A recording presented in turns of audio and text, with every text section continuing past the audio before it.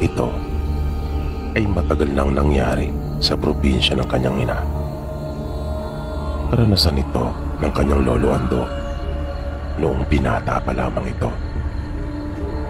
Batay sa kanyang pagsasalaysay noong mga panahong iyon ay laganap ang mga kababalagan sa lugar ng lolo niya. Gayon din ang mga pangyayaring may kinalaman tungkol sa mga aswang. Kung kaya halos lahat ng tao noon sa kanilang lugar kapag umaalis o kaya'y lumalabas ng bahay ay may bitbit na bayong na naglalaman ng iba't ibang bagay na pangontra at sandata laban sa aswang. 19 anyos ang lolo ni Ramil nang magkaroon ito ng hindi magandang karanasan sa mga aswang. Pero hindi siya mismo ang naapektuhan, kundi ang kanyang pinsan. Saksi lamang siya sa mga pangyayari. Minsan kasi ay nayaya si Ando ng kanyang pinsan at matalik na kaibigan na si Mikoy. Nakiusap ito sa kanya na kung maari ba raw siyang samahan nito sa kabilang bayan, pagkat niyaya daw siya ng kanyang nililigawan na makipiesta. Bagay na ikinagulat naman at ipinagtaka ni Ando na kanyang binuska pa ang pinsan at kababata na paano nangyaring niyaya pa ito ng kanyang nililigawan. Ngayong napakatorpe umano nito. Nangiti lamang si Mikoy at sinabing iyon daw ang alam niya. Pero ang totoo ay matinik umano siya pagdating sa babae. Nasabi pa niya ay tahimik lang daw kasi siya kung dumiskarte. Pumayag naman si Ando sa paanyaya sa kanya ng pinsan. Basta uuwi rin daw sila kagad sapagkat maraming gawain ang naghihintay sa kanya sa kinabukasan nung araw na iyon.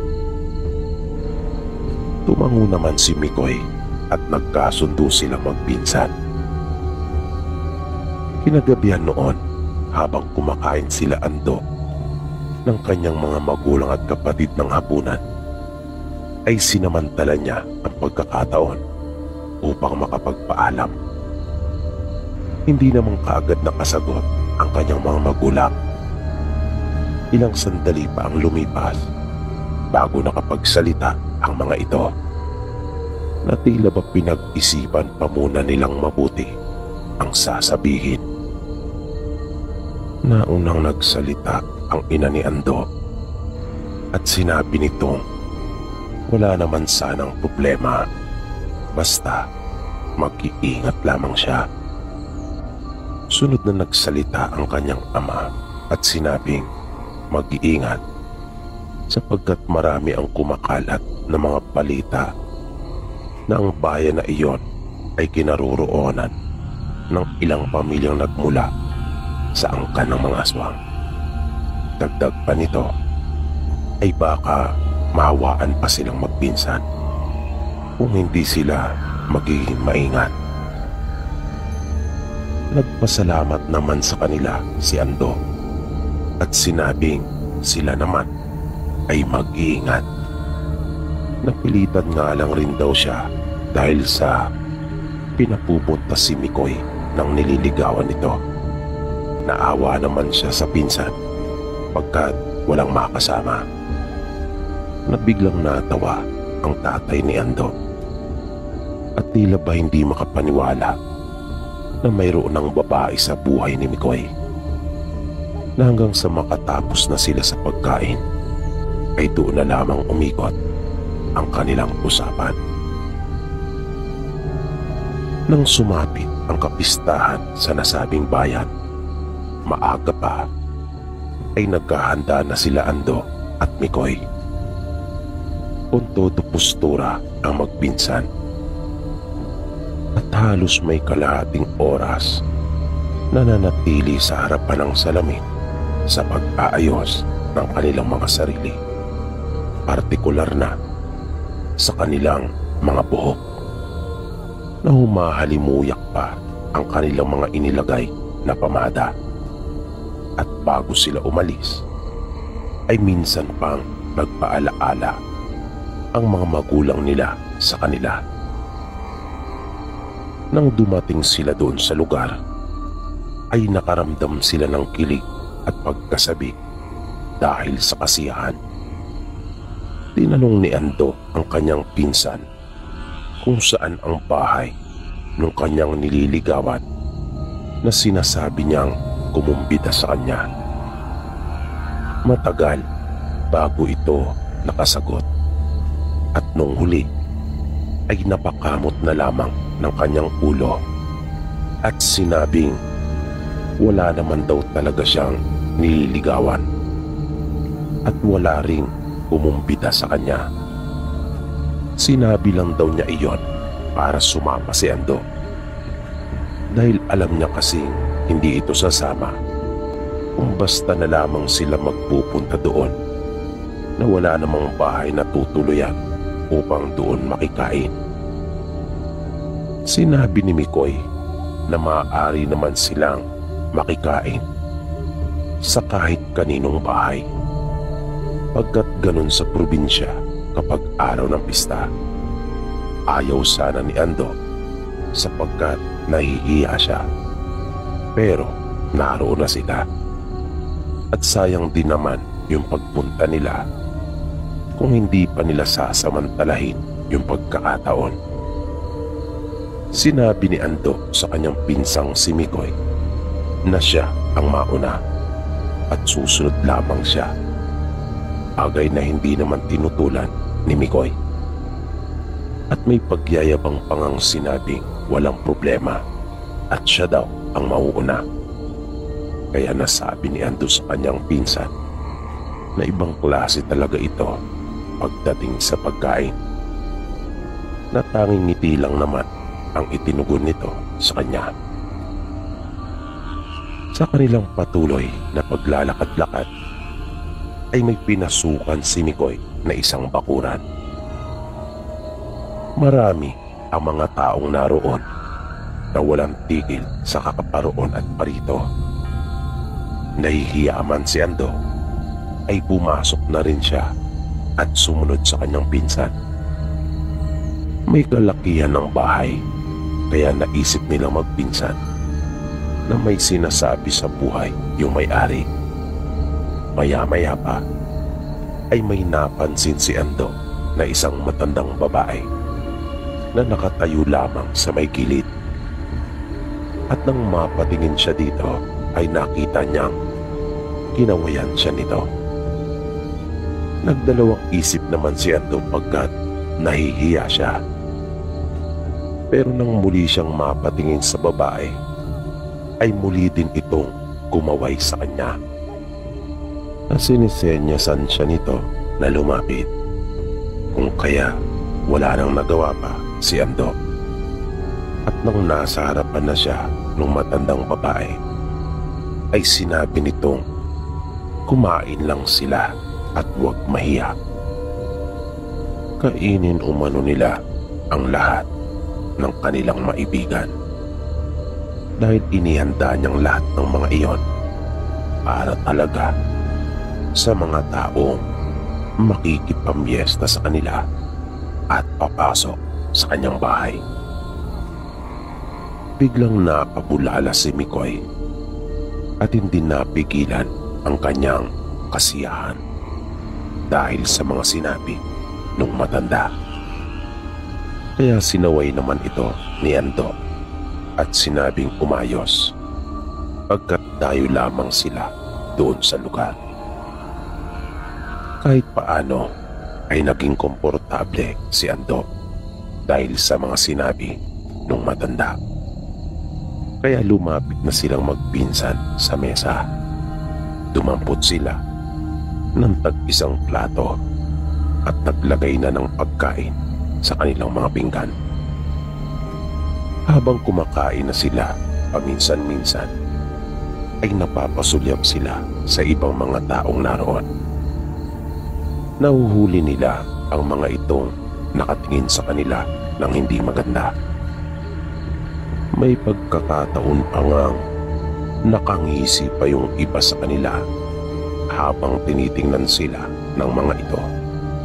Bagay na nagpapakabang talaga kay Ando. Magkagayon pa man ay talagang inubos ni Mikoy yung lahat ng pagkain inilagay niya sa kanyang plato, na napapansin ni Ando na halos mahirapan na ito sa kanyang paghinga, pero patuloy pa rin sa ginagawang pagkain na hindi talaga pinapalampas at tinikmang lahat ng pagkain naroon at inihahain pa sa mesa. Nilantakan talaga nito ang masasarap na putahing naroon. Pero si Ando ay nakontento na sa pagkain kanyang kinuha. At dahil sa nararamdaman niyang pagkailang sa ibang mga taong naroon, kung kaya naman minadali na niya ang pagkain. At niyaya na rin ang kanyang pinsan na umalis na sila mula doon sa bahay na iyon. Pinagmadali na rin niya ito. Kakamot-kamot pa nga ng ulo si Mikoy bago sila umalis sa kinauupuan nila malapit sa mahabang mesa. At bago sila tuluyang makalabas ng bakuran, ay naroong muli ang matandang babae at tinanong sila. Kinamusta sila nito kung kanila bang nagustuhan ang kanyang mga inihandang pagkain, at kung nabusog naman ba raw sila. Mabilis namang sumagot si Ando at sinabing nagustuhan nila ang mga pagkain kanyang inihanda at nabusog silang magpinsan. Di ba, Mikoy? Pagpapatunay niyang tanong sa pinsan. Sumagot naman ito at kinumpirma ang sinabi ni Ando. Natuwa naman ang matanda sa kanilang mga sinabi at sinabing huwag sila mahihiyang bumalik kapag kanilang maibigan.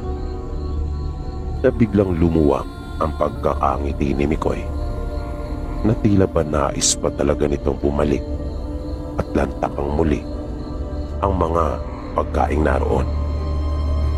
Kaya kinalapit na ito ni Ando at inaya ng lumabas ng bakuran ng matanda.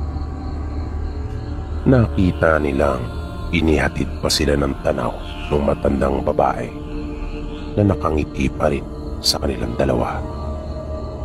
Gusto pa sanang makikain ni Mikoy sa ibang bahay. Nais pa sana niyang tumikim ng ibang putahe, pero nagyaya na si Ando. Sabi niya kay Mikoy, hindi na niya nagugustuhan yung ikinikilos ng ibang mga tao, lalo na yung paraan ng pagkakatitig ng mga ito sa kanila, na hindi naman iyon alintana ni Mikoy pagkat nakatuon ang kanyang atensyon sa mga pagkain. At sinabi pa kay Ando na wala naman daw siyang napapansin na ganon. Maya-maya ay bigla nang nakaramdam si Mikoy ng hindi maganda. Naramdaman niyang biglang kumulo ang kanyang tiyan at pinagpawisan na siya ng butil-butil. At nang bigla iyong kumirot, ay talaga namang napahawak siya sa braso ni Ando. At siya na mismo ang nagyaya na umuwi na raw sila pagkat patuloy na sumasakit ang kanyang tiyan. Naisip ni Ando nung puntong iyon na maaaring naimpatyo ang kanyang pinsan. Pero bukod doon ay medyo kinakabahan na rin siya, pagkat sinasabi nga ng marami na ang lugar na iyon ay pinaninirahan ng mga pamilyang aswang. Ngunit umasa pa rin siya at naging positibo na sana ang pananakit ng tiyan ng kanyang pinsan ay bunga lamang ng sobrang kabusugan. Naisip niya rin kasi na kung ang pananakit ng tiyan nito ay bunga ng pangyayanggaw sa kanila ng aswang, dapat pati siya ay namimilipit na rin sana sa sakit. Pagdating nila sa kanilang lugar, inihatid ni Ando si Mikoy sa kanila upang malapatan ng pangunang lunas yung nararamdaman nito bago siya umuwi sa kanila. Nang sumunod na araw, maaga pa, ay nasa kanila na ang nanay ni Mikoy. Matanda na ito, pero dahil sa walang mautusan kung kaya siya na mismo ang nagpunta sa bahay nila Ando. Nagtanong ito kay Ando kung ano raw ba ang nangyari nung naandun sila sa pistahan. Kaya kanya namang ikinuwentong lahat. Humingi na rin ito ng tulong sa kanila na kung maaari ay kanila nang madala sa ospital si Mikoy pagkat wala na itong tigil sa pagsusuka. Halos hindi daw siya nito pinatulog noong nagdaang gabi at kinikilabutan umano siya sa nililika nitong tunog sa tuwing sumusuka. Pinagtulungan nilang dalhin sa paggamutan si Mikoy. Ngunit tulad ng inaasahan ng tatay ni Ando, ay wala namang nakitang problema ang doktor. Kaya sinabi ni Mang Teban na tatay ni Ando na kanila nang patingnan sa manggagamot doon sa kanilang lugar si Mikoy, pagkat malakas ang kanyang kutob na nayanggaw ito. Tinanong naman ni Ando ang tatay niya na kung nayanggaw ang pinsan niyang si Mikoy, bakit siya hindi? Sabi nito, malalaman nila ang kasagutan pagkatapos na matingnan ng manggagamot si Mikoy. Kanila nga itong pinatingnan at matapos na masuri ay nalaman nilang nayanggaw nga ito. Nangyari daw iyon dahil mayroong hindi nagustuhan ang inasal nito doon sa pistahan, na lumalabas na hindi naman pala mismong yung matandang babae na may-ari ng bahay yung aswang na nanghawa kay Mikoy, kundi isa din sa mga bisita nitong naroon. Ginamot si Mikoy nung manggagamot, kaya napanatag na ang nanay nito maging sila Ando. Ngunit makaraan ang ilang araw ay muli nagbalik ang nanay nito sa bahay nila Ando at muling humingi ng tulong.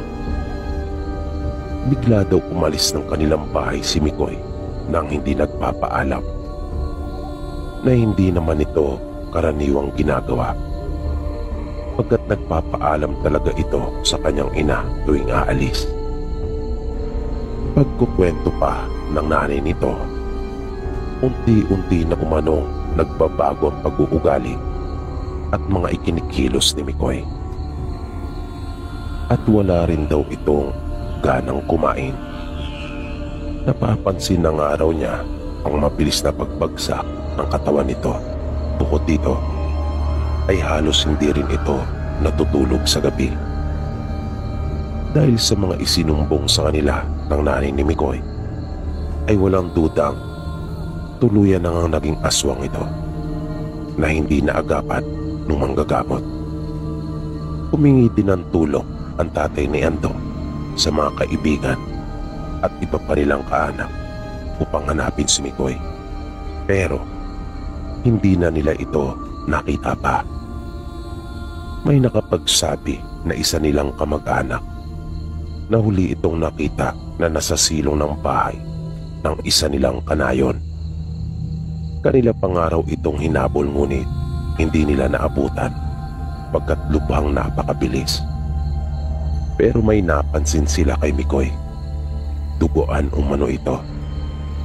At iyon na nga ang huling pagkakataon na nakita nila ito. Mula noon Kahit anino ni Mikoy ay hindi na nila nakita pa.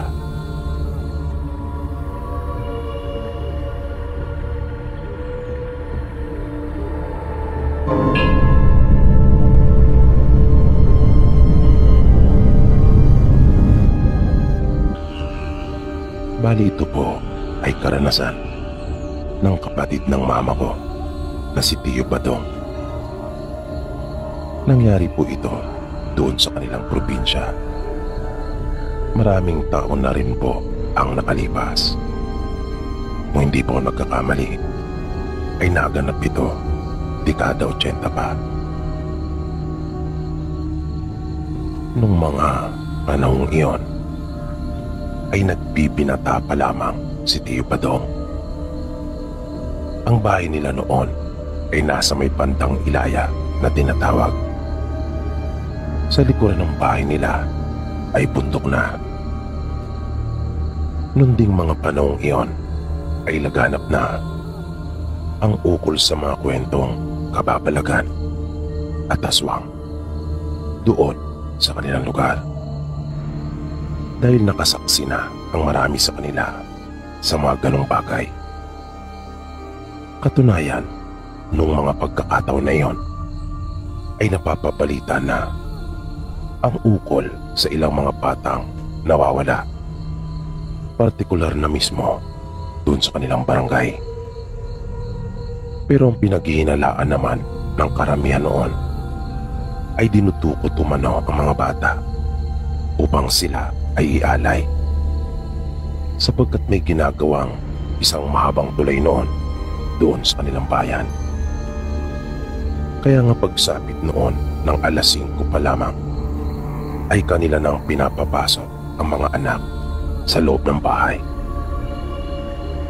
At lubha talagang madali na maisagawa ang mga masasama at karumaldumal na bagay noon sa kanila. Dahil sa hindi pa naabot ng kuryente ang karamihan sa kanilang mga tahanan, na maraming barangay pa ang walang mga ilaw, kung kaya nagtsatsaga pa sila noon sa paggamit ng lampara. Kaya sa tuwing mamimili sa bayan ang mga magulang nila mama, ay hindi nawawala sa kanilang listahan ang petrolyo. Si Tio Badong ay kilala sa kanilang lugar na isang malokong tao. Bata pa lamang ito ay nakakakitaan na ng pagkabilyo. Mahilig din ito sa pakikipagbarkada, kung kaya lagi itong wala sa kanilang bahay. Kung saan-saan sila nakakarating ng kanyang mga kaibigan. Mga laboy talaga sila. At dahil sa mga maling nakasanayan nito, kung kaya madalas din itong mapagalitan ng magulang nila mama. Pero kahit ganon si Tio Badong, kwento ni mama, ay maaasahan naman ito, lalo na kapag sinusumpong ang kanyang kasipagan. Mahilig daw itong mamingwit at manguha ng talangka na maaari na nilang may ulam. Pero ang pinakapaborito talaga nito ay yung paggawa ng pitag, na malamang ay siyang namana umano nito sa kanilang lolo, na nung nabubuhay pa ang lolo nila ay paborito talaga nito si Tio Badong. Lagi nga niya itong isinasama nung maliit pa at isinasakay sa kalabaw. At tuwing daraan ito sa kanila, ay lagi itong may pasalubong na mga prutas para kay Badong. Sabi pa ni mama, ay marunong manggamot ang kanilang lolo. At napakahusay daw talaga nito pagdating sa pangangaso. At kahit sa pangingisda, ay swerte din umano ito. Ang alam nga ng marami ay may anting ang lolo nila mama pagdating sa mga ganong bagay o gawain. At hinala nila mama, malamang ay nabahagi na nito si Tio Badong. Kung kaya napakahusay din ito sa panghuhuli ng kung ano-ano. At hindi ito nawawala ng lubid na kanyang ginagamit sa paggawa ng bitag. Lagi itong mayroon sa kanyang bulsa na siya rin mismo ang gumagawa. Yari ito kung minsan sa ibla ng sako, kung minsan naman ay sa sirang lubid. At ang husay niyang gumawa noon. Isang araw ay nagulat sila nang dumating si Tio Badong doon sa kanilang bahay. Matapos na mawala ito ng ilang araw, agad itong sinalubong ng sermon ng kanilang ina. Dahil nga sa lubang delikado ng mga panong iyon doon sa kanilang bayan. Pero nagulat sila nang sinabi nitong marami siyang dala na kanya lang iniwan sa labas. Nagtaka naman sila mama at na-curious sa kung ano ang mga dalang sinasabi nito. Ay nagmamadali silang lumabas ng kanilang bahay. Paglabas nila ng pinto, ay agad na bumungad sa kanila yung kalahating kabang bigas, may mga isda, at kung ano-ano pang mga kanyang pinamili. Kaya nung mga oras na yon, kahit naiinis na rin si mama sa kanyang kapatid, ay bigla siyang natuwa dito. Ang lola ko naman, sabi ni mama, ay di malaman kung magagalit pa o matutuwa siya kay Tio Badong. Walang-wala pa naman sila noong mga oras na iyon. Kaya nga wala ang tatay nila dahil napilitang sumama sa kumpare nito para makapag-extra ng trabaho sa kabilang bayan. Pero sa kabila ng kanilang kasiyahan, ay nagtaka sila kung saan galing ni Tio Badong ang lahat ng iyon. Kaya inusisa nila ito. Nung una ay kung ano-ano pang pagdadahilan ang mga sinasabi nito. Nahalatang parang ayaw lang magsabi ng totoo. At makikita mo sa kanyang mukha at mga reaksyon na mayroon talaga ito itinatago. Kaya hindi pumayag ang kanilang ina na hindi malaman ang totoo. Nag-alala din kasi ito na baka may masama ng ginagawa si Tio Badong. Kaya nung huli ay wala na rin itong nagawa pa at napilitan na magtapat sa kanila. Pagpapasimula niya, kaya daw ayaw niyang sabihin ang totoo dahil sa nangako siya sa kanyang kausap na walang sino man ang makakaalam tungkol doon. Kaya mabilis namang sumagot ang kanilang ina at sinabing pamilya niya sila. Kung kaya, karapatan nilang malaman kung ano talaga ang totoo. At nangako naman sila kay Tio Badong na wala nang makakaalam na ibang tao tungkol doon, kundi ang kanilang mag-anak lamang. Nang marinig iyon ni Tio Badong, ay nagpatuloy na ito. Kwento niya, sa paglalakad niya sa bundok, ay may nakita siyang bakas ng isang payawak. Kung kaya, naisipan niyang lagyan iyon ng pitag. Pagkatapos niyang gumawa ng pitag, ay bumaba na rin siya ng bundok dahil sa magagabi na. Naisipan niyang pumunta sa bahay ng isa niyang kaibigan upang doon makitulog. Pero di pa siya nakakalayo ay may nakasalubong na siyang mga tao sa daan. May mga dala silang sulo, sibat at itak. Tinanong siya ng mga ito kung may nakasalubong raw ba siya o kahit nakita man lamang. Mabilis namang sumagot si Tio Badong. at sinabi sa kanilang wala. Sa pagtataka niya ay siya naman ang nagtanong sa kanila kung sino ba ang kanilang tinutukoy at tinahabol. Agad na sumagot ang isa sa mga ito at sinabing aswang ang kanilang tinutugis. Na nang marinig iyon ni Tio Badong ay talaga namang nanindig ang mga balahibo niya sa takot. At naisip niyang buti na lang at hindi niya nakasalubong iyon.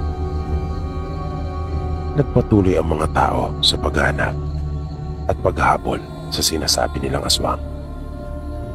Si Tio Badong naman ay napaisip kung sasama na lang ba siya sa mga taong iyon o magtutuloy sa plano niyang makikitulog siya sa kanyang kaibigan. Naisip niya kasi na baka makasalubong niya pa yung sinasabi nilang aswang. Pero naisip niya rin ng huli na siguro ay hindi naman niya makakasalubong dahil doon na galing ang mga tao, kung kaya nagpatuloy na siya.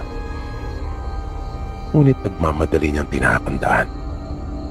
May patakbo niya iyong binaybay para mabilis niyang marating ang destinasyon.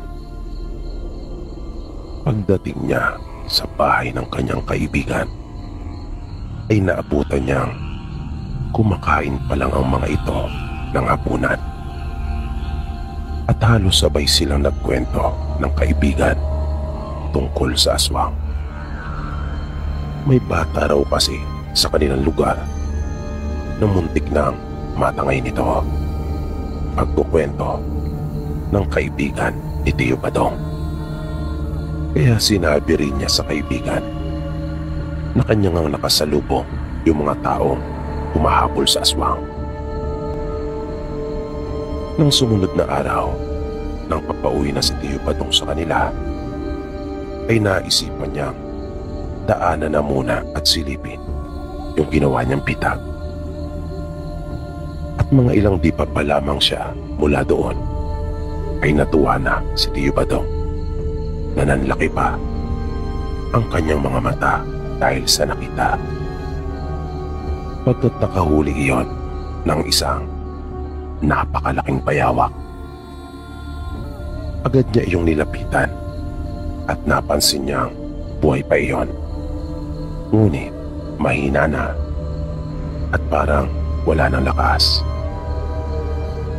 Kanya iyong kinalagan upang hilahin na lang na kanya iyong hawakan sa buntot. Nang bigla iyong gumalaw matapos na makawala sa lubid. At laking gulat ni Tio Badong nang biglang mawala yung bayawak. At ang nakita niyang nakahiga sa lupa ay isang lalaki na mga 60 na ang edad. Humihingal ito at para bang hapong-hapo. Nangatal ang buong katawan ni Tio Badong at hindi nakagalaw sa kanyang kinatatayuan. Halos hindi siya makapaniwala sa kanyang nasaksihan. Nagpasalamat sa kanya yung lalaki. Sabi pa nito, kung hindi raw dahil kay Tio Badong, ay baka namatay na siya. Pagkat may orasyon umano yung ginamit na lubid sa bitag. Nakinulayan pa daw talaga ng itim gamit ang uling. Sa pautal-utal at nanginginig na boses, ay sinabi ni Tio Badong na walang anuman iyon. Nangangahoy lang daw siya ng mapadaan at nakita nga niyang may nahuli ang bitag na hindi naman niya daw alam kung sinong may-ari. Pagsisinungaling niya.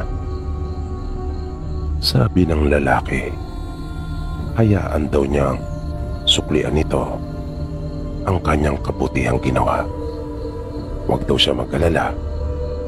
Bagamat isa umano siyang abwak, ay mayroon naman siyang isang salita at mabuti umano siya sa kaibigan. Pagkat iyon daw ang itinuturing niyang pinakamahalaga sa kanyang buhay, ang pagkakaroon ng mabait na kaibigan. Hindi daw katulad ng mga nakilala niyang kaibigan noon na hindi naman pala mga totoo. Hindi alam ni Teo Badong kung ano ang kanyang isasagot noong mga oras na iyon. Kaya muling nagsalita yung lalaki at sinabing huwag na niyang pag-isipan pa, na matapos umanong sabihin iyon ng lalaki ay para naging sunod-sunuran na lang si Teo Badong at hindi niya matandaan kung paano siya nakarating sa bahay ng lalaki. Basta natagpuan na lamang niya ang kanyang sarili na naroon na. Napakaganda umano ng bahay nito at malaki, ngunit napakatahimik. May sinasabi pala ito sa buhay. Nawika pa daw noon ni Teo Badong at nakita rin niya sa dingding ang napakaraming sertipiko na nakasabit, maging ang mga larawan ng taong hindi niya nakikilala. Ngunit base sa kanilang mga kasuotan ay halatang mga prominenteng tao ito.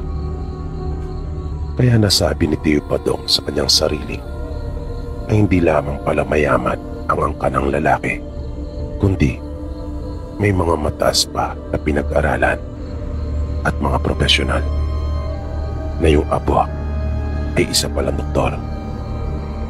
Ang abwak dun sa kanilang probinsya ay isang uri ng aswang na nagbabalat kayo bilang isang bayawak. Iniwan siyang sandali ng lalaki doon sa sala at umakyat ito. Maya-maya ay nakita niyang bumababa na ito ng hagdan na may tangan-tangan sa kanyang kamay. At paglapit nito sa kanya ay iniabot ang pera at kapirasong ginto. Sinabi pa nung lalaki kay Teo Badong na kung sakaling kailangan niya ang tulong nito ay huwag mahiyang lumapit sa kanya. Ngunit nakiusap ito na sana ay wala nang iba pang makaalam tungkol sa kanyang sikreto. At bago sila tuluyang maghiwalay ay muli pa itong nagpasalamat sa kanya. Ang problema, dahil sa wala pag-aanong alam si Teo Badong pagdating sa kalakaran ng ginto, kung kaya naipagbili lamang niya iyon sa murang halaga. Pero may naiuwi pa siyang pera matapos na makapamili na ng marami sa bayan. At gustuin man daw niyang lapitan yung lalaki sa tuwing kailangan niya ng tulong, ay hindi naman daw niya matandaan ang pagpunta doon, na para bang naglaho na lahat sa isipan niya yung mga oras na binabaybay nila ang daan papunta sa bahay nito.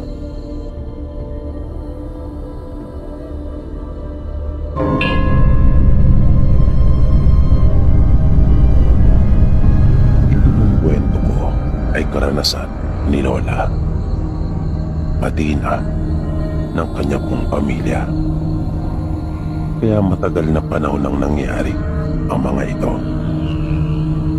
Kwento ng lola namin noong ipinagbuntis ang kanyang kapatid na si Lolo Delpin, ang kanila pong ina, ay katakot-takot na kababalakan ang kanilang naranasan. Nagsimula ang mga di karaniwang pangyayari sa kanilang mag-anak nang makakita si Lola Delia ng isang malaking tao na nakaupo sa balkonahe nila. Ang bahay nila noon ay may katamtaman lamang na laki, nayari sa pinaghalong kahoy, tabla at kawayan. Nakaangat ito sa lupa na ang pinaka-entrada ay isang balkonahe. At doon nga niya nakita yung tao na nakaupo sa dungawat noong balkonahe ngayon. Nakatalikod ito sa kanya at nakaharap sa kanilang bakuran. May mahaba at malagong buhok ito na halos matakpan na ang kabuuan ng kanyang likod, na ang lapad ng likuran nito kung kaya niya nasabing malaki itong tao. At yung ulo nito ay halos sumayad na sa pasamano ng balkonahe. At napansin-pansin din ang malaking tenga nito na patulis. Dahil sa kanyang pagkabigla ay hindi siya nakapagsalita at panandaliang natulala. Pakiramdam niya ay nanigas ang kanyang buong katawan sa pagkakatayo. Hindi lang isang beses nangyari ang tagpong iyon, na laging doon niya nakikita yung malaking lalaking iyon tuwing magigising siya sa madaling araw upang umihi. Tanaw kasi yung balkonahe nila doon sa kanilang kusina, kung nasaan din yung kanilang paliguran.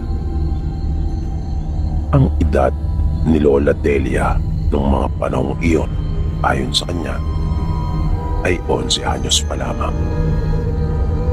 Bali siya ang panganay. At ang sumunod sa kanya ay 9 na taon naman na si Lola Trini. At ang ipinagbubuntis ng kanilang ina noon ay ang nag-iisa nilang lalaki na si Lolo Delfin. Kaya kwento ni Lola, masayang masaya noon ang kanilang mga magulang dahil magkakaroon na sila ng anak na lalaki. Yun nga lang ay napakaraming mga nangyari.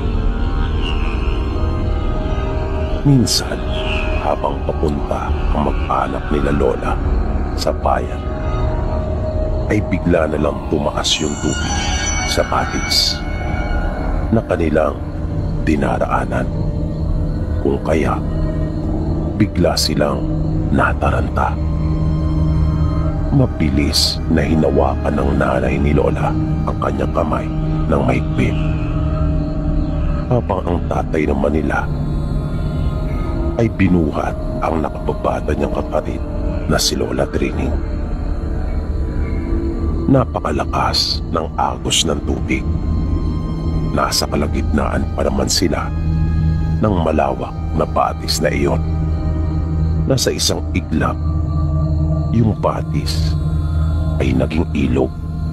Buti na lang at may nahawakan silang mga ugat ng punong kahoy, kaya nagawa nilang makatawid sa kabilang pampang. At marami pang mga nangyaring trahedya sa mag-anak nila Lola na minsan ay naririnig nila sa kanilang mga magulang na para bang mayroong gumagawa daw noon sa kanila, na tila ba sinasabing mayroong nasa likod ng mga kaganapang iyon. Pero sa tuwing may mangyayaring hindi maganda sa kanilang mag-anak, ay lagi namang mayroon ding sumasaklolo sa kanila. Kaya ni isa ay walang napapahamak sa kanila. Sa patuloy na paglipas ng mga araw, ay unti-unti na rin lumalaki ang tiyan ng nanay nila Lola. At hindi rin natigil yung mga hindi inaasahang pangyayari sa kanilang mag-anak. Na kapag ang tatay pa nga nila Lola ang magsalita, ay itinuturing nitong kamalasan ang lahat ng iyon. Pero para kay Lola Delia, kung iisipin niya ang mga nangyayari, ay parang nagaganap ang mga bagay na iyon upang mapigilan ang pagsilang ng bunso nilang kapatid. Na kapag kanyang babalikan ang lahat ng mga nangyari, ay para bang may gusto na mapahamak ang kanilang ina at ang ipinagbubuntis nito, na hindi lang nagtatagumpay dahil pakiramdam din ni Lola kung mayroon mang gustong mapahamak ang kanilang ina at kapatid, ay tila baga mayroon din namang nagbabantay sa kanila at nagpoprotekta. Dahil sa tuwing mayroong mangyayaring hindi maganda, ay bigla-biglang may dumarating na saklolo sa iba't ibang kaparaanan na marami itong kinakasangkapan. Pero nung mga 7 buwan na ang tiyan ng nanay nila Lola, ay mas nakakatakot pa ang mga nangyari, lalo na nung mga panahong iyon na sabi ni Lola ay hindi na lumalabas at nananatili na lamang sa kanilang bahay ang kanilang ina upang makaiwas sa disgrasya. Minsan, habang hinahalukay nila ng kanyang ina at binabaliktad yung ibinibilad nilang palay, ay nakarinig sila ng napakaraming huni ng mga ibon. At nang mapalingon sila sa kung saan nang gagaling yung mga huni, ay nakita nilang biglang nagliparan ang napakaraming uwak at nagpaikot-ikot ang mga ito sa kanilang itaas.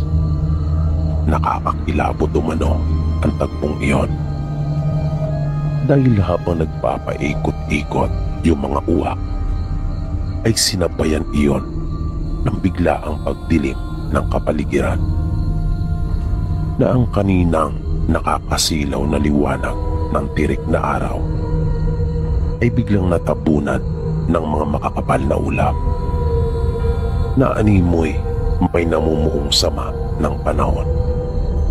At di nagtagal ay bigla na lamang dumagundong ang napakalakas na kulog na sinundan ng pag-ihip ng malakas na hangin. Kaya pumasok na kaagad sila sa kanilang bahay, na ipinagtaka nilang mag-iina iyon, pagkat parang doon lamang sa kanila ang madilim, habang doon sa naaabot ng kanilang tanaw ay maliwanag namang sumisikat ang araw. Nang bigla silang nakarinig ng napakalakas na sigaw, na akala pa nga nila Lola ay ang kanila ng ama. Kaya nabuhayan sila ng loob at bagyang naibsan yung kanilang mga takot. Pero ilang minuto na ang lumilipas, ay hindi naman ito dumating doon sa kanilang bahay. Pero matapos nilang marinig yung malakas na sigaw na iyon, na hindi malinaw sa kanila kung ano yung salita, ay parang biglang hinawi yung makakapal na ulap. Tumigil ang malakas na hangin at nawala na rin yung mga ibon na numbalik na sa dati, at muli nang sumikat yung araw at uminit. Pero hindi pa doon natapos ang lahat ng mga kababalagan. Isang gabi, habang naghuhugas si Lola ng kanilang mga pinagkainan, ay may napansin siyang anino na bigla na lamang dumaan sa kanyang harapan, na nagmula sa kaliwa niyang bahagi at papunta iyon sa gawin niyang kanan. Kaya napasunod doon ang kanyang paningin. Nang sipati niya iyon at wala namang makita, ay kanya nang ibinalik ang pansin sa ginagawa. Ngunit laking gulat niya nang makita sa gilid ng kanyang mga mata na mayroon nakatayo sa gawin niyang kaliwa, doon sa may pinto ng kanilang kusina. Hindi iyon gumagalaw, na nakalugay sa harap ang mahaba at makapal nitong buhok. Hindi nakagalaw si Lola. Pakiramdam niya ay nangapal ng gusto ang kanyang mukha at ulo dahil sa tindi ng kanyang pagkasinta.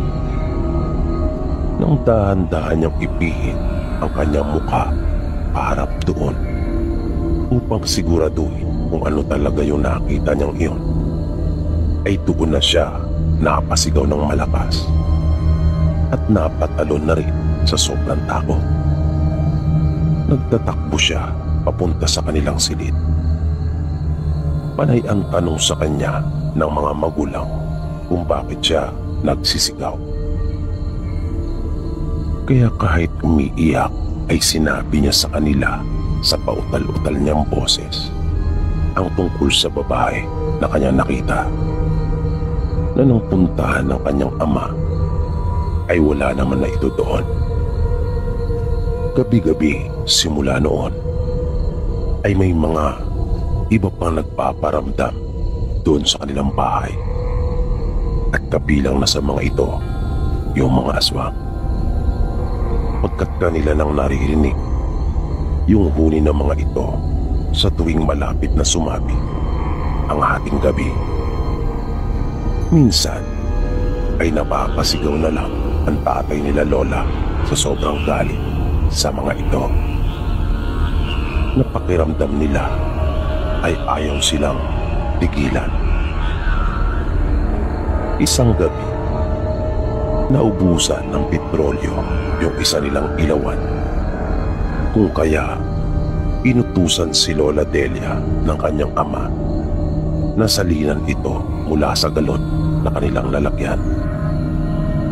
Nang pababa na siya sa kanilang kusina para tumalima sa utos ng kanyang ama, ay napitawan niya ang hawak na gasera dahil sa sobrang gulat. Takot na takot siyang bumalik sa itaas at isinumbong sa kanilang ama ang kanyang nakita. Nakita niya kasi ang isang aswang na nagawa ng mabuksan yung bintana at naipasok na nito ang kalahating katawan. Kaya mabilis na kumilos ang kanilang ama at magkasama nilang pinuntahan. At napatunayan nga niyang totoo ang sinasabi ng kanyang anak na si Lola Delia, pagkat nakapatong na sa kanilang lamesa ang aswang at may isa pang nasa may bintana at papasok rin.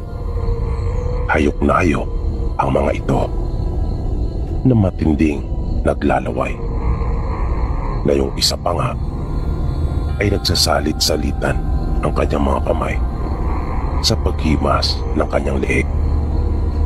Napamura sa galit ang kanilang ama at mabilis na iniangat ang itak.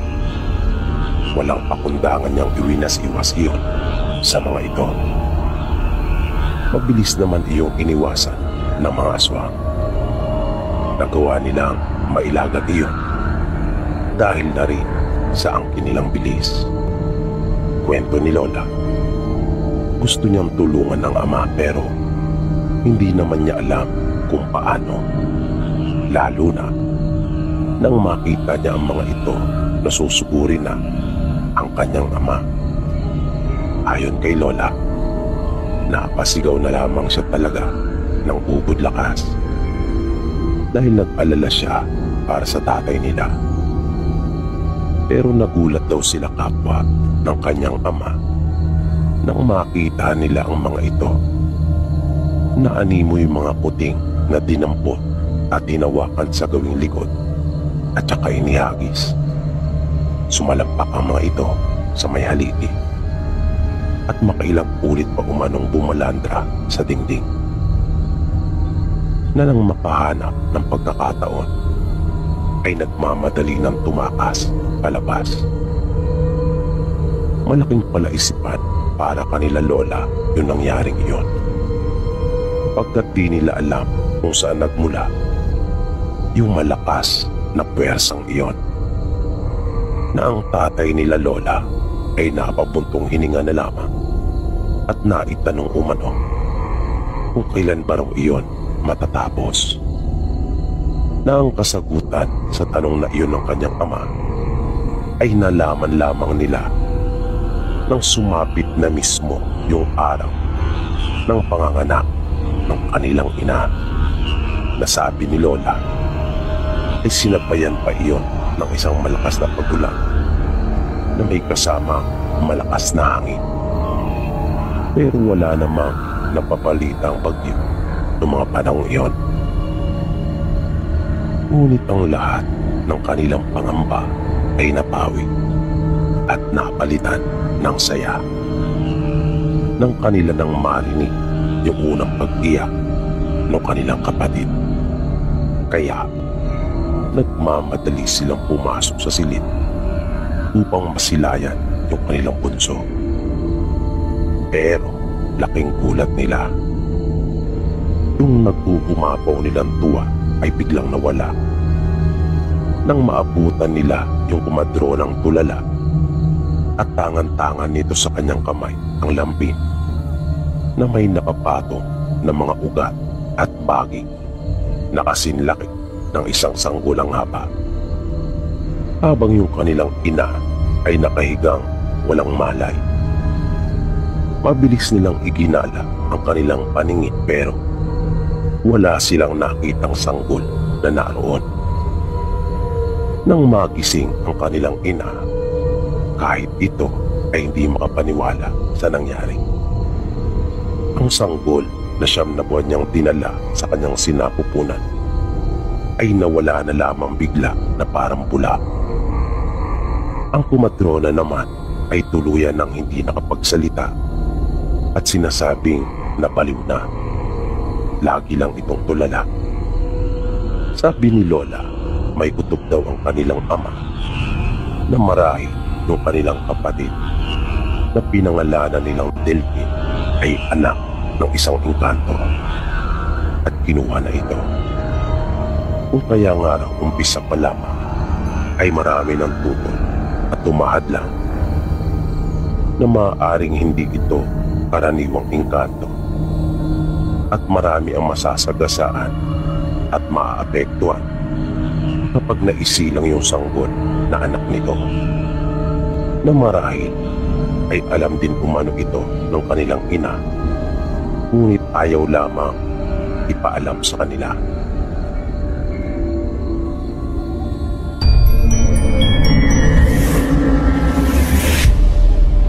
Ang kwentong inyong matutunghayan ngayon ay minsan pang hango mula sa mga tunay na pangyayari.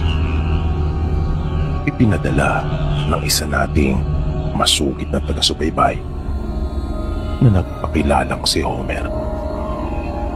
Iyan na lang daw ang pangalang itawag ko sa kanya. Ayon kasi kay Homer, medyo maselan ang kwento niyang ito. Sabi niya, nakaranas siya ng isang nakakatakot na pangyayari nang minsang nagbakasyon sila ng buong pamilya sa lugar ng kanilang ina. At may nalaman siyang mahalagang bagay ukol sa mga aswang. 2 pa lang silang magkapatid noon at siya ang panganay. Ang bahay na kanilang tinuluyan ay pagkaari ng mga magulang ng kanilang ina. Malaki ito, ngunit may kalumaan na.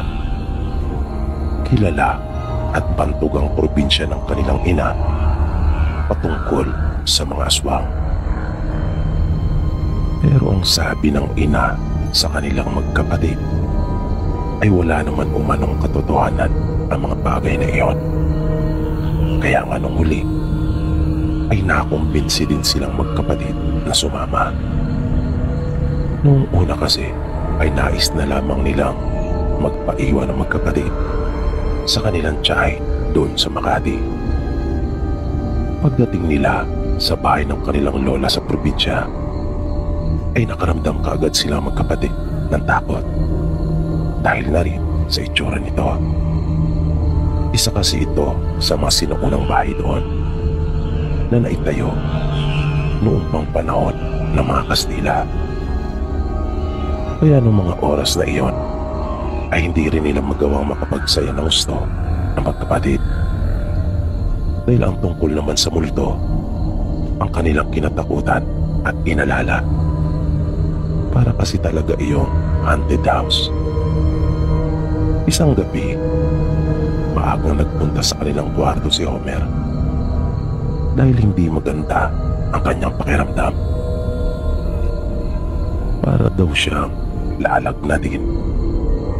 Kaya nagpasama siya sa kanyang ina pag-akyat. At matapos siyang maihatid at ayusin yung kanyang higaan, ay bumaba na rin ito. Ayon kay Homer, kanya ring niyaya ang kapatid pero abala ito sa pagkain ng mga prutas sa ibaba. Habang nakahiga siya sa katre ay hindi niya maiwasang igala ang kanyang paningin sa loob ng silid. Napansin niya na kahit ang mga kasangkapang naroon ay pawang mga lumari at antigo.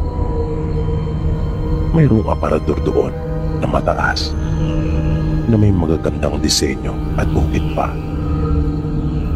Pero nakapagbigay din sa kanya ng takot niyon na para bang anumang sandali ay tila mayroong bigla na lamang lalabas doon. Mayroon din isang lamiseta na naroon na may dalawang upuan na magkaharap na naisip ni Homer na marahil ay doon na lang kumakain kapag tinatamad bumaba at sumabay sa almusal. Na naisip niyang parang may lilitaw doon sa mga upuan. Pero ang pinaka kinatakutan niya ay yung tumba-tumba na naroon sa isang sulok. Pakiramdam niya kasi ay para bang gagalaw iyon at makakakita siya ng taong nakaupo. Kaya gustuin man niyang daanin na lang sa tulog ang lahat ay hindi naman niya magawa dahil sa kung ano-anong mga bagay ang gumugulo sa kanyang isipan. Hinila niya ang kumot hanggang sa kanyang leeg at namaluktot habang nakatagilid. Pero ang lahat ng takot niya tungkol sa silid ay nawala. At tila ang silid pa na iyon ang naging matibay niyang muog. Dahil lang makasulyap siya sa may bintana, ay kitang-kita niya na mayroong lumitaw na isang ulo doon. Na sa kanyang pagkabigla ay hindi niya nagawang makasigaw o kahit magsalita man lang. Dahan-dahan pa yung sumilip sa kanya na yung una niyang nakita ay yung malaalambreng buhok nito at pagkatapos yung mga mata naman nito nanlilisik na animoy may mga tugong namuo sa mga iyon na talagang nagpanginig kay Homer. Hindi siya gumalaw at pinanindigan yung kanyang pagtutulog-tulugan. Pero hindi niya inaalis yung pagkakatitig doon sa aswang. Napasimple niya iyong tinitingnan mula sa kanyang braso at kamay na nakadagan sa mukha. Kahit natatakot siya, ay patuloy niya iyong inobserbahan. Kailangan niyang malaman kung ano yung gagawin nito. At nakita nga niya tila sinusubukan at pinag-iisipan nito kung paano makakapasok doon sa bintana na nahaharangan ng bakal na grills. At nagtaka si Homer na para bang walang kahirap-hirap yung aswang sa ginagawa nitong paglambitin doon. Gayong wala naman itong ibang matatatakan sa gilid ng bahay, na para bang napakagaan ng katawan nito. Nung huli ay tila nagsawa din yung aswang at umalis na ito nang malamang walang ibang paraan upang siya ay makapasok. Sinamantala naman iyon ni Homer. Bigla siyang tumayo at lumabas ng silid. Parang nawalang bigla ang nararamdaman niyang hindi maganda sa katawan. At nang makaharap ang kanyang mga magulang at lola, ay agad niyang sinabi sa kanila na may nakita siyang aswang na bumitin pa ng matagal sa may bintana ng kwarto. Pero sa halip na paniwalaan siya, ay pinagalitan pa si Homer ng kanyang ina at binalaan. Itigil na raw niya ang mga sinasabi dahil baka pati ang kanyang kapatid ay matakot. Masyado umanong malawak ang kanyang imahinasyon. Pero tila nakakuha naman si Homer ng kakampi mula sa kanyang lola at sinuway ang kanyang ina. Sabi pa nito, alam naman daw nila parehong totoo ang sinasabi ni Homer. Huwag na raw niyang ilihim pa at pagtakpan ang tungkol sa kababalagang bumabalot sa kanilang lugar. Hindi umano iyon makakatulong. Dagdag pa nito para patandi ng kanyang mga anak na malaman kung ano ang totoo. At hinarap si Homer ng kanyang lola na tinanong kung kanya pa raw namukaan yung sinasabi niyang aswang na bumisita sa kanya. Tumango naman si Homer. Sinabi ng kanyang lola na kanyang ilarawan sa kanya mamaya ang itsura ng aswang na kanyang sinasabi.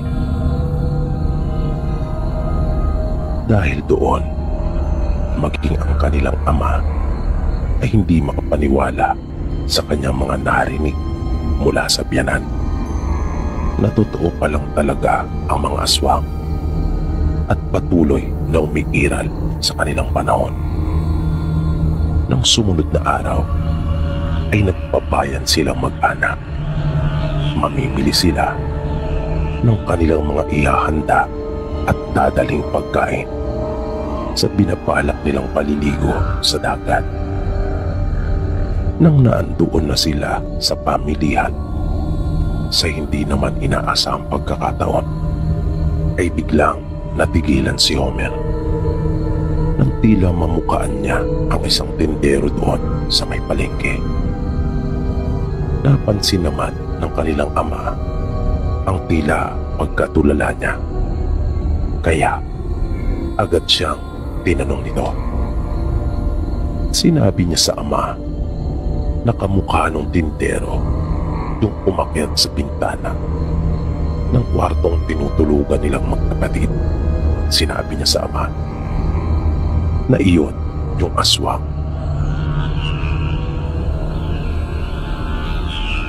Kaya para sa kaligtasan ng mga anak ay iniwasan nilang dumaan pa doon. Pero ang nanay nila Homer ay sinadyang puntahan ang pwesto nito at buong tapang na hinarap yung lalaki. Kaya napasunod na rin sila ng kanilang ama na nung una ay nagpanggap ang nanay nila na bibili ng paninda ng lalaki. Pero nang makuha na niya ang atensyon nito, ay doon na niya sinimulang sitahin at pagsabihan nito na nang kanya munang tanungin kung taga saan ito, ay natigilan ang lalaki at tila ipinagtaka iyon. na sa halip sagutin ang tanong, ay pabulyaw din ito nagtanong kung bakit niya gustong malaman. Bakit daw niya inaalam kung taga saan siya. Dahil doon ay lalong nag-init ang kanilang ina. Lumabas na ang tunay na ugali nito. Noon palang nakita nila Homer na magalit ng ganon ang kanilang ina. Napakatapang pala nito. Dahil umiral na rin siguro ang pagiging ina nito. Nagagawing lahat para maprotektahan ang mga anak sa kanino man o kung saan man. Binalaan nito yung lalaki pero hindi naman ito nagpasindak at pinagbantaan din siya kung kaya pati ang kanilang ama ay sumali na rin sa usapan dahil hindi niya nagustuhan yung mga sinalita ng lalaking pagbabanta sa kanyang pamilya na sa pagtaas ng kanyang boses ay natawag ang atensyon ng mga taong naroon sa malapit at tila nagkaroon na ng kaunting komosyon dahil hindi nag-iisa yung lalaki na naroon din pala ang ilang mga kaanak nito at di hamak na mas marami sila. Na nang magsimula ng umalma ang mga ito at lalabasin na sila ay biglang may bumagit ng isang matandang lalaki at tila nakakita ng multo ang mga ito at nagulat na napaatras. Hindi na nila itinuloy pa ang masamang balak sa pamilya nila Homer. Sinabi sa kanila nung matanda na mahina umano ang kanilang mga pang-amoy, na hindi umano sila marunong mangilala. Pagpapatuloy ng matanda, matuto daw silang lumugar at kilalanin munang mabuti ang babanggain. Para namang mga asong nabahag ang buntot ng mga ito at tila ba takot na takot sa matanda at panay ang paghingi ng mga ito ng paumanhin. Matapos iyon ay nagpasalamat ang mga magulang nila Homer sa matanda dahil sa ginawa nitong pamamagitan. Sinabi naman ng matanda na walang anuman iyon.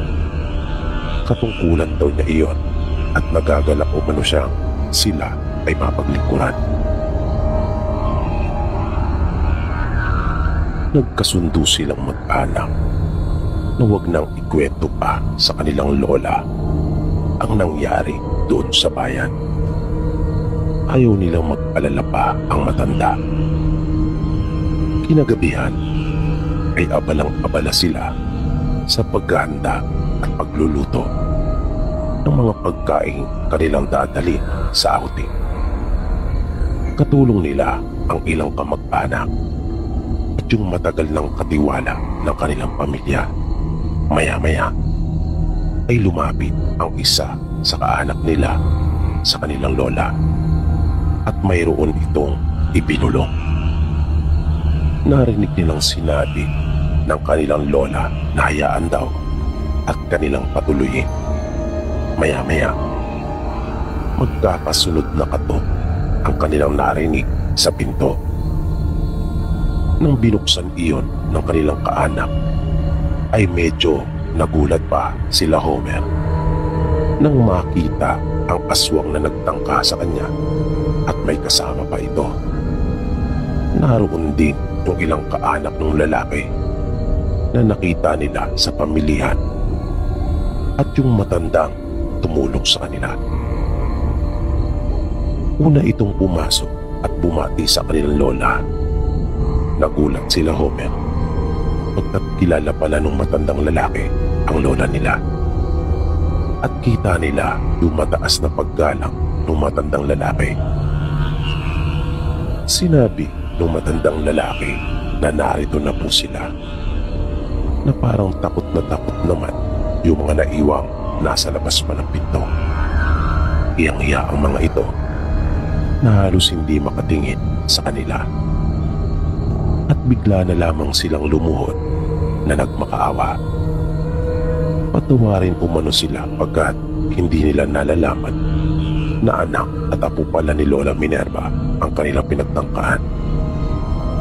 Nang tatalikod na si Lola Minerva at tila ayaw nitong tanggapin ang kanilang paghingi ng tawad, ay muling nagmakaawa ang mga ito at nangakong hindi na uulitin ang nagawa nilang pagkakamali.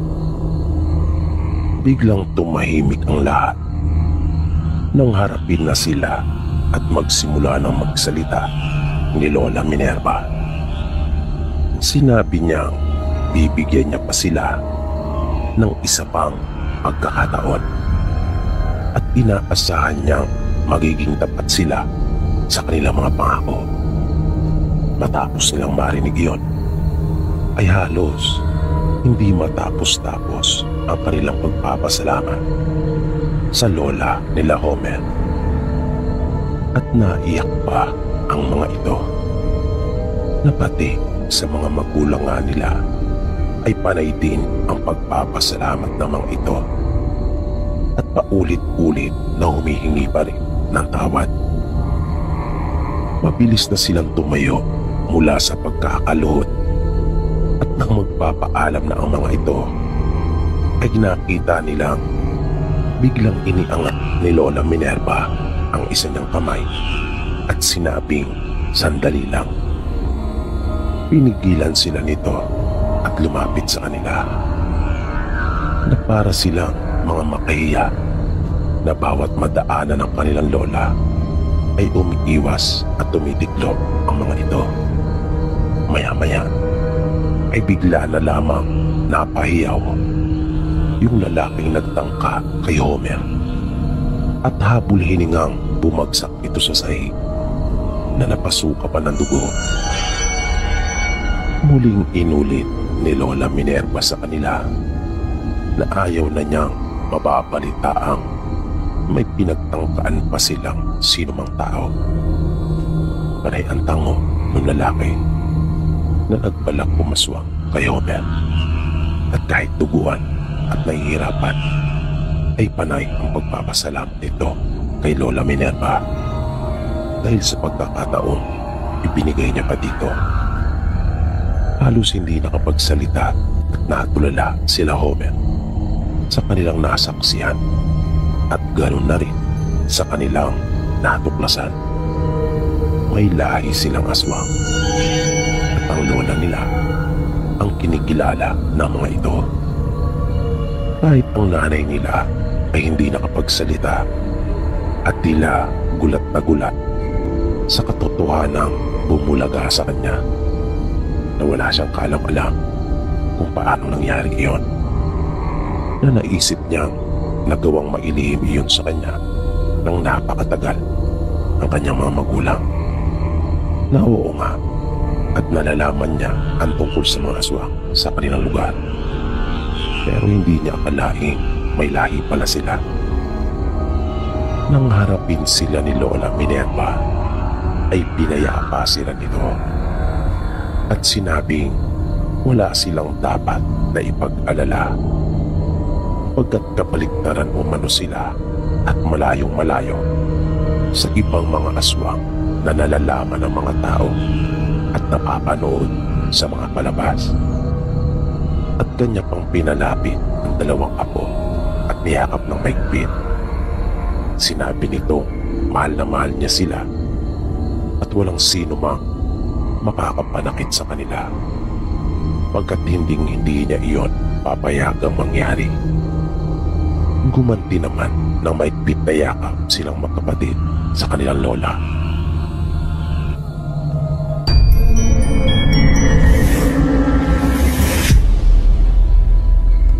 Nais ko lang rin po sanang ibahagi yung aking naging karanasan.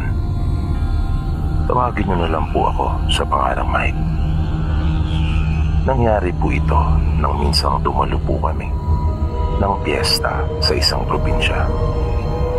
Teenager pa lang po ako nung mangyari ito. Halos 2 dekada na po ang nakakaraan. 5 po kaming lahat na magkakaibigang nagpunta doon. Yung isa naming kabarkada ang taga roon sa lalawigan na iyon. Noong una ay normal lang naman ang lahat. Nang dumating kami doon ay medyo na-excite kami dahil na rin sa kitang-kita doon sa lugar yung ginawa nilang paghahanda para sa okasyon na iyon. At halos lahat ng aming mga kasalubong ay masasaya. Kaya walang-wala talaga sa isip namin na may mangyayaring hindi maganda. At sa totoo lang po, sir, yun yung unang pagkakataon na nakaranas ako ng ganong uri ng kababalagan na dati-rati ay sa mga kwento at palabas ko lang napapanood at napapakinggan. Kaya di ko akalain na totoo mga nangyayari pala ang ganon. 2 palapag yung bahay na aming tinuluyan. Maganda iyon, pero luma na. Isa itong ancestral house na naitayo panahon pa ng mga Kastila. Kaya ngayong mga bintana nito ay yari pa sa kapis. At halos lahat ay gawa sa magandang klase na mga kahoy at tabla. Mayroon din itong mga antigong kasangkapan sa loob na hindi ko alam kung bakit yung mga bagay na iyon ay nakapagtutulot sa akin ng kakaibang pakiramdam, ng takot. Para kasi yung haunted house sa pagkakatingin ko. Ang mga nakatira sa bahay na iyon ay ang tiyahin at tiyuhin ng kaibigan namin. Baling lalaki ang panganay na kapatid ng mama niya. Wala silang anak. Maayos naman ang naging pagtanggap nila sa amin. Napansin ko rin na malapit yung kaibigan naming si Nico sa kanila. Malawak ang kanilang lupain at halata naman sa pinagtatayuan pa lang ng bahay. Napakalawak ng kanilang bakuran at nag-iisa lang doon sa lugar. Masasabing may kaya sila. Mayroon din silang mga tauhan na nagtatrabaho sa kanilang mga sakahan. At doon nakatira ang mga ito sa mga lupa na kanilang pagmamay-ari. Naroon sila nang dumating kami at abalang-abala sa pagluluto ng mga ihanda. Mababait din ang mga ito at magagalang sila. Mahusay silang tumanggap ng mga bisita at talagang estimado nila kami. Grabe yung kanilang ginawang paghanda. May lechong baboy na ay may baka pa. Yun yung unang pagkakataon din na makatikim ako ng lechong baka. At ang daming putahe, lalo na yung mga kakanin at panghimagas na mga minatamis. Na naglalakihan talaga yung mga kaldero at kawa na kanilang ginagamit. Pero may isang bagay pa akong hindi nagustuhan bukod doon sa itsura ng bahay.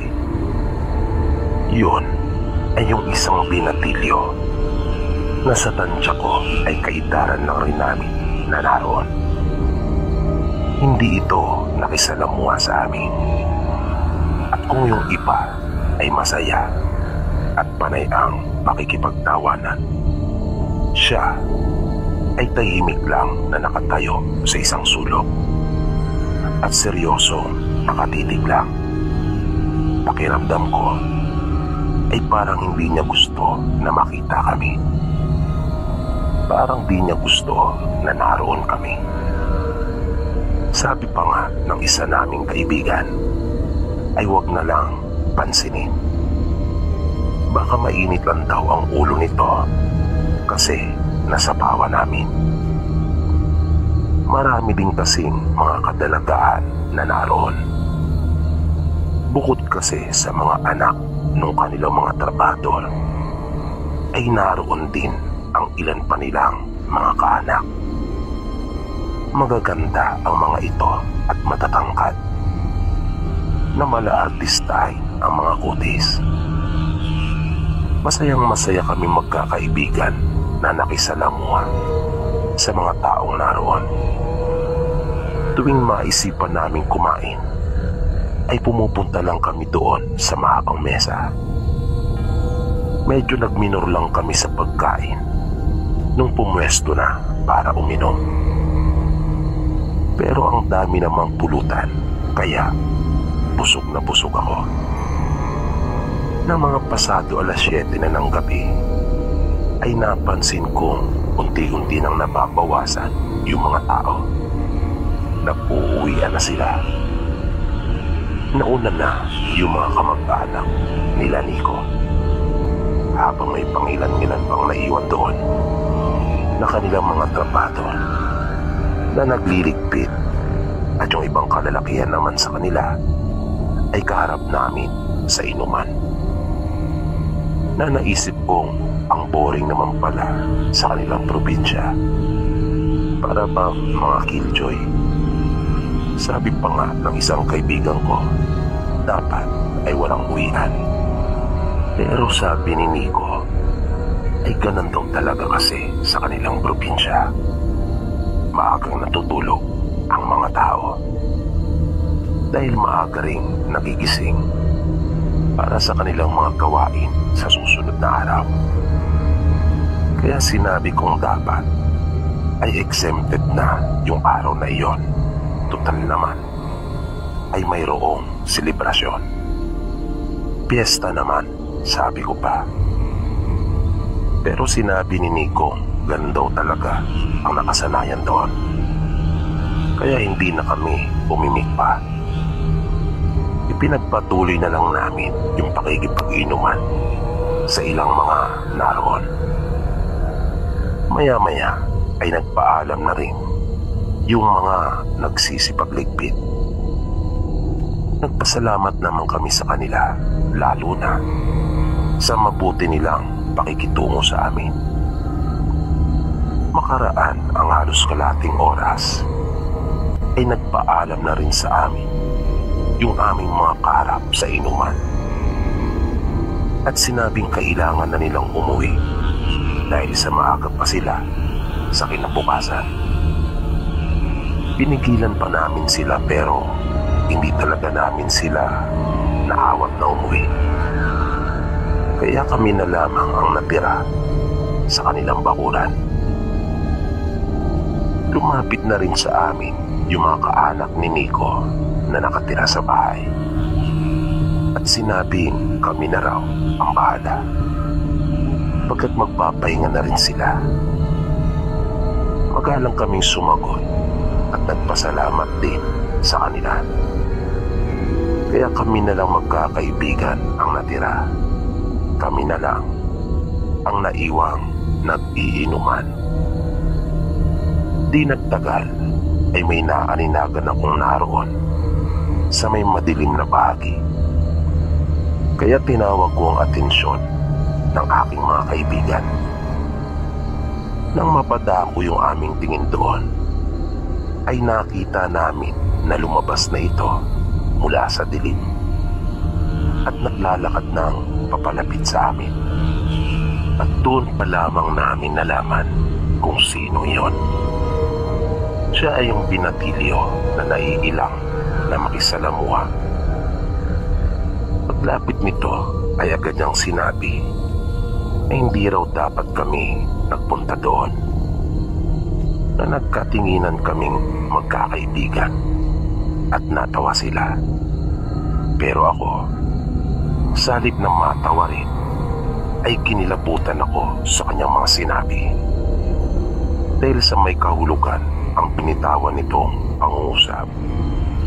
At talata ko yung pagiging seryoso niya. Sincero ito sa kanyang mga sinasabi, na tila matindi yung kanyang pag-aalala para sa amin. Pero sila Nico ay kinutya pa ito at kanilang binuska na sinabing may sira yata sa ulo. Kanila itong ipinagtaguyan at pinaalis. Pero bago ito tuluyang tumalikod, ay sinabi nitong hindi raw siya nagkulang ng pagpapaalala sa amin. Na naiiritang sumagot si Nico at sinabing oo na, umalis ka na. Ang dami pa raw nitong sinasabi. Kaya nakayukong umalis yung binata. Nalatang malungkot ito at nag-aalala pa rin. Medyo marami pa yung aming inumin noong mga oras na iyon. Pero parang gusto ko nang pumasok ng bahay at magpahinga na. Paulit-ulit kasing bumabalik sa isipan ko yung mga sinabi ng binata. Kaya nagpaalam na ako kanila Nico at sinabing mauuna na. Sinabi ko na lang na hindi ko na kaya at tinamaan na ako dahil na rin sa pagod sa biyahe. At tulad ng inaasahan ko ay hindi pumayag ang mga ito at sinabing tapusin na raw namin. Kahit wag na raw akong tumagay, ang mahalaga raw ay naroon ako.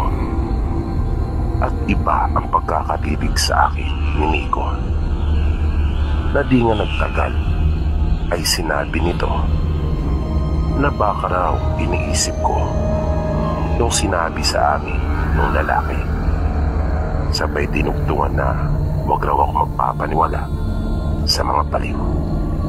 At nagtawanan sila. Pero bigla ding natahimik nang may umalulong na aso. Makatindig balahibo yung tunog na nilika noon.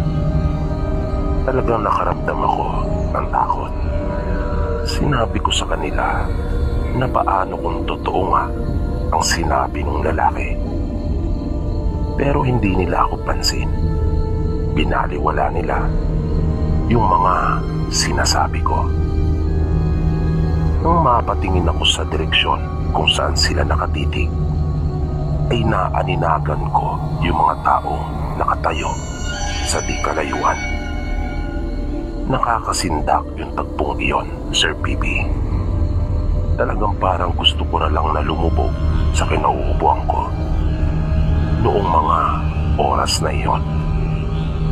Dahil sa tindi ng takot na aking naramdaman, na unti-unting ipinunyag kung sino ang mga ito. Nang tuluyan ng mawala yung ulap na nagkukupli sa bilog na buwan, napapulalas ako sa mahinang tinig at nasabi ko ang mga katagang, ang mga trabador, na yung iba nga ay napansin namin na may hawak pang mga itak. Kaya napasigaw na ako ng takbo. Halos sabay-sabay kaming napatayo sa aming pagkakaupo. At mabilis na tinakbo yung malaking pintuan ng bahay. Pagkapasok ay agad naming isinara iyon. Kinalangan ng kahoy na siyang nagsisibing pansar nito. Pero may isa pa palang pinto sa gilid noon, sa dulo ng isang maliit na pasilyo. Nang tatakboy na namin iyon upang isara, ay nagulat kami nang mayroon ang nakatayo roon at papasok na.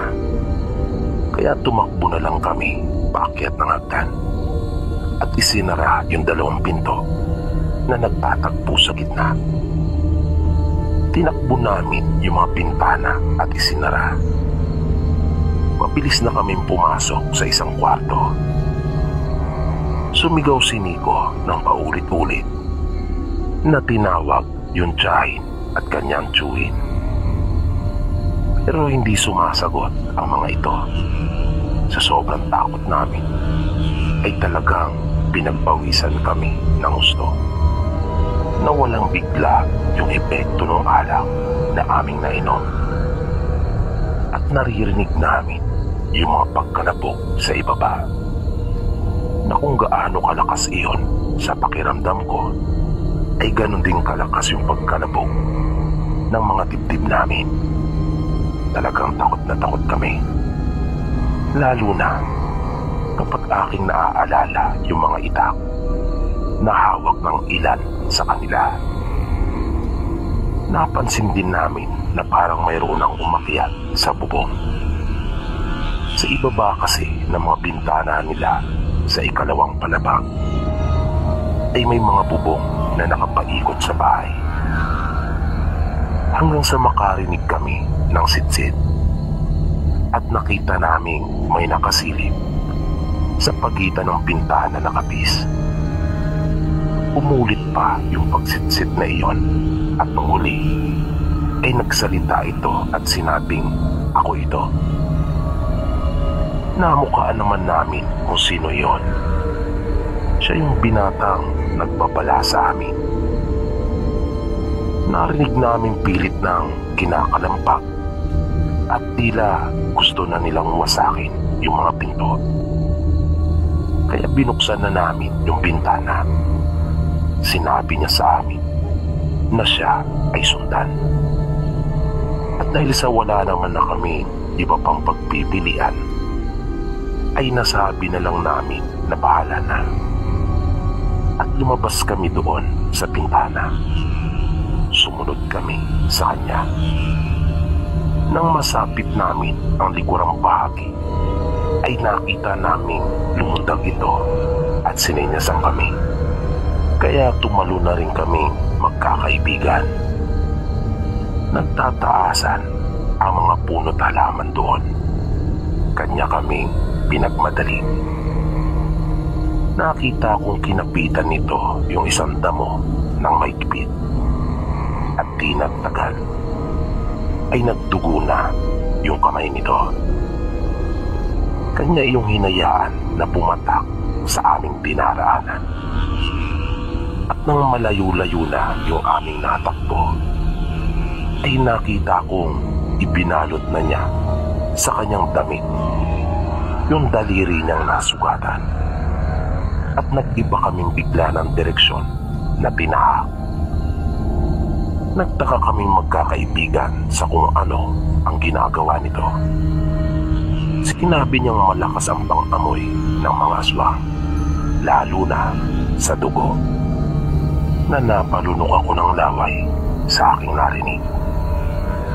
Nakita ko namang nanlaki ang mata ng aking mga kaibigan. Sinabihan niya kami bilisan na namin at baka maabutan pa daw kami.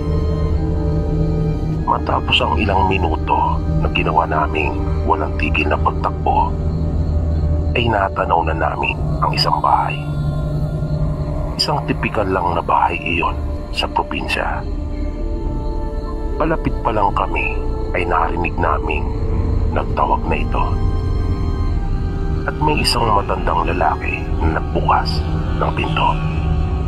Mabilis kaming pumasok. At kanila kaming pinaupo sa gilid ng kanilang mesa.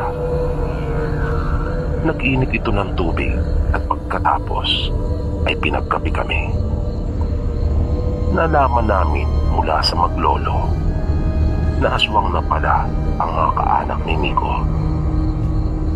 Nagsimula daw ito halos mahigit 1 taon na ang nakakaraan. Nang mapansin ng mga trabador nila ang unti-unting pagbabago ng pag-uugali at kilos nung kanilang among lalaki. Nakalaunan, pati na yung babae ay nagbago na rin. At nag-umpisa ng magsagawa ang mga ito ng mga kakaiba at hindi normal na gawain. Nagsagawa na sila ng mga ritual. Sabi pa nila, lahat ng mga trabador nito ay mga aswang na rin. Pagkat karamihan sa kanila ay napilitan para hindi mapaalis sa lupang kanilang tinitiran. Dahil kapag tumanggi sa kanilang gusto, bukod sa mapapalayas ka, ay mawawalan ka pa ng trabaho. Tulad ng mag-anak ni Norman. Norman ang pangalan nung binatang nagligtas sa amin. Dagdag pa nila, kapag minalas-malas ka pa, ay hindi lang ang mapalayas at mawalan ng trabaho ang maaari mong danasin. Baka ikaw pa ang kanilang mapag-initan at patayin. Nasabi tuloy ng isa naming kaibigan na kaya pala nagmamadaling magsialisan ang mga tao dahil sa may balak na palang masama ang mga ito sa amin. Mabilis na sumagot si Norman at sinabing hindi lang daw iyon ang dapat naming mapansin. Mabilis rin umanong nilinisan yung mga naglalaki ang kawa at kaldero. Para kami naman daw ang isa lang doon. Tinanong namin si Nico kung alam ba niya na aswang ang kanyang mga kaanak. Nabigla ito sa aming ginawang pagtatanong at mariing sinabi na hindi. Dahil kung alam lang niya ay wala umanong dahilan para pumunta pa kami. At sinabi pa nitong pumunta kami para makipiesta, makikikain at hindi ang magpapakain. Sinabi namin kanila Norman na mabuti at hindi sila pinagkakaisa at pinaplanong lusupin ng mga aswang at gawing hapunan. Natawa ang lolo nito at sinabing malabo pa raw sa sabaw ng pusit na mangyari iyon. Ang makita nga lang raw siya ng mga ito ay nangangatog na sa takot. Paanong pupunta pa raw sa kanila para pagbalakan sila ng masama? Sa sinabing iyon ng lolo ni Norman ay nagka-interes kami sa kung ano ang meron ito, kung bakit ganun kalakas ang kanyang loob na magsalita ng mga ganung bagay. Kayong hindi karaniwang tao ang pinapatungkulan at tinutukoy niya. Pero tumanggi na itong sagutin pa yung iba naming mga tanong.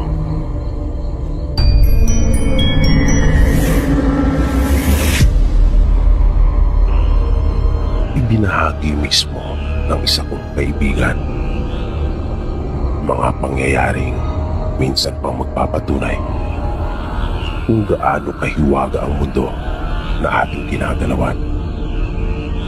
Mga kaganapang nagpapakita na mayroon talagang mga pwersa na gumagalaw na hindi kayang maabot ng ating mga paningin.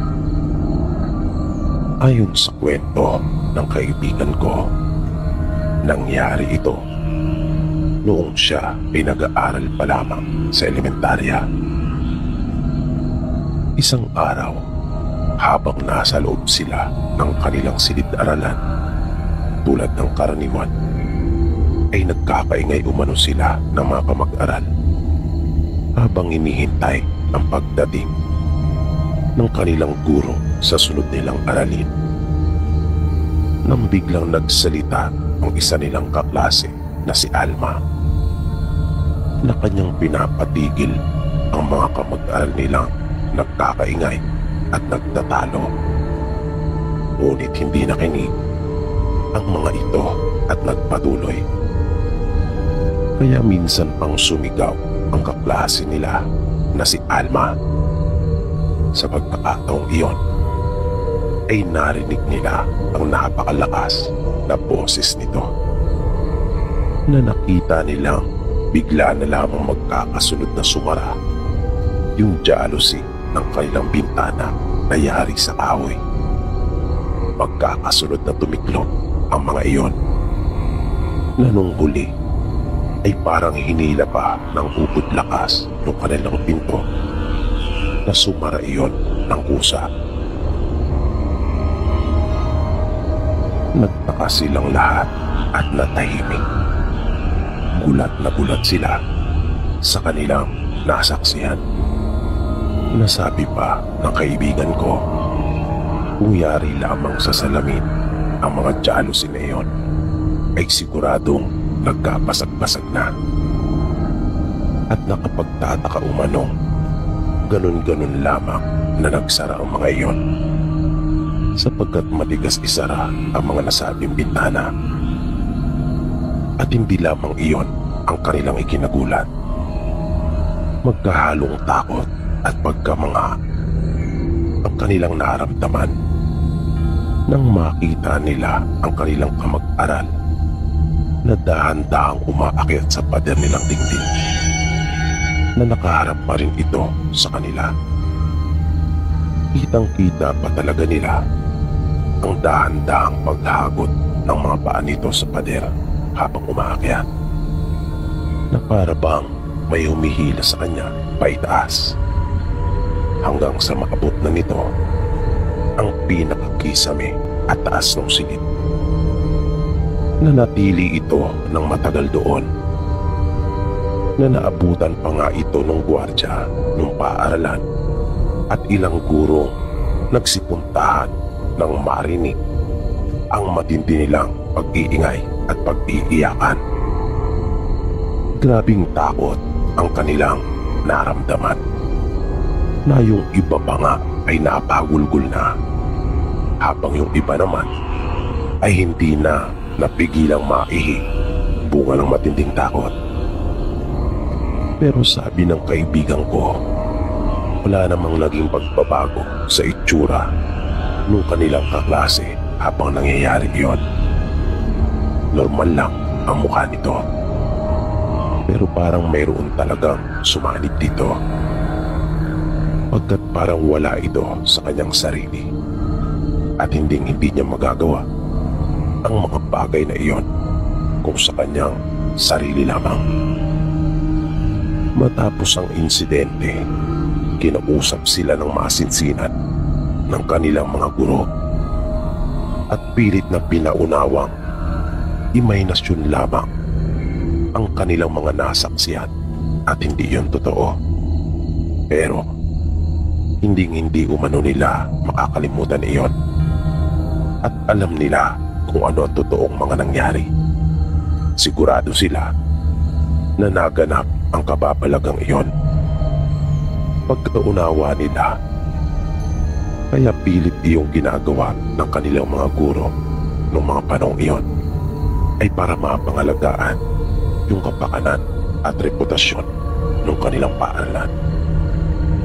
Simula noon ay naging katatakutan na yung silid na iyon, at talagang naging bantog sa kanilang paaralan. Ang ilan sa kanyang mga kamag-aral ay na-trauma talaga at hindi na pumasok pa. Marami sa kanyang mga kamag-aral ang lumipat, at kasama na dito yung kaklase nilang si Alma.